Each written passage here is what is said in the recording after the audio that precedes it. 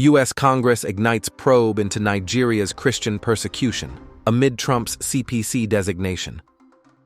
In a move that could reshape U.S.-Nigeria relations, the House Foreign Affairs Subcommittee on Africa has scheduled an open hearing for Thursday, November 20th, 2025, to dissect President Donald Trump's recent redesignation of Nigeria as a country of particular concern, CPC, for severe religious freedom violations.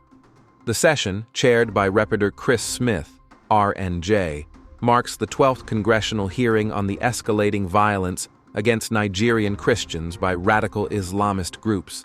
Titled, President Trump's Redesignation of Nigeria as a Country of Particular Concern, a serious, well-founded wake-up call, the hearing will scrutinize claims of a Christian genocide that has claimed over 7,000 lives in 2025, alone an average of 35 per day. Lawmakers, including vocal advocates like Rep. Riley Moore and Senator Ted Cruz, argue the probe is long overdue, potentially paving the way for sanctions, aid freezes, or even military contingencies if Abuja fails to act. The CPC designation, announced by Trump on October 31st via Truth Social, revives a label first applied during his first term and abruptly lifted by the Biden administration in 2021. Citing mass slaughter by Boko Haram, ISIS West Africa province, and Fulani militants, Trump warned of fast, vicious, and sweet U.S. military action if the killings persist, instructing the Pentagon to prepare options like precision drone strikes.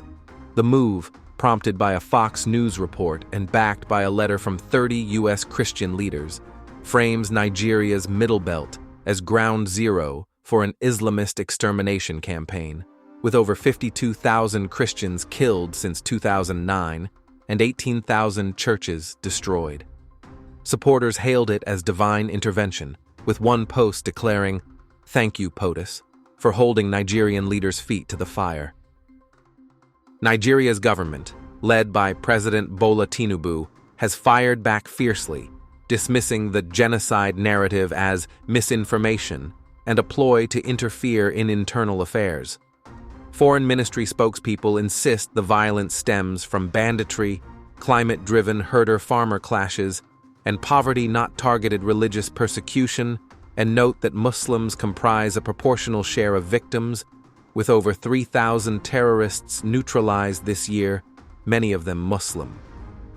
In a pointed X thread, Nigerian journalist Dan Bello accused the uproar of being a CPC hustle, a grift by U.S. NGOs and evangelicals funneling millions in aid through unverified claims, calling it good old-fashioned greed dressed up in a dashiki and a cross. Even prominent Catholic Bishop Matthew Hassan Kuka urged against the redesignation in October, warning it could deepen ethnic divides in a nation split evenly between Muslims and Christians. China and ECOWAS echoed Abuja's defiance, condemning the threats as destabilizing. Yet the hearing's momentum builds on undeniable horrors. Open Doors' 2025 World Watch List ranks Nigeria 7th for Christian persecution, documenting 100 faith-related killings last year, 69% of the global total. Recent atrocities include the June 2025 Yelwata massacre, nearly 200 dead, and November's Anwule ambush, 10 slain, including Rev. Simon Mbach, where Fulani herdsmen torched a Catholic church. Rep. Moore's resolution, co-sponsored by figures like Reps.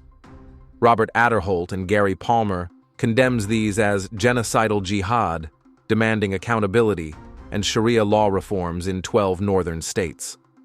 Social media users like Persecuted Save celebrate sudden Nigerian prosecutions of past attackers as proof of the pressure's bite. Finally, those responsible for the Pentecost massacre will be prosecuted. Critics, however, decry Trump's rhetoric as oversimplified and inflammatory, risking a U.S.-Nigeria rift at a time when Abuja is a key Sahel counterterrorism ally. The International Crisis Group warns the narrative could exacerbate religious fault lines, benefiting extremists by framing banditry as holy war.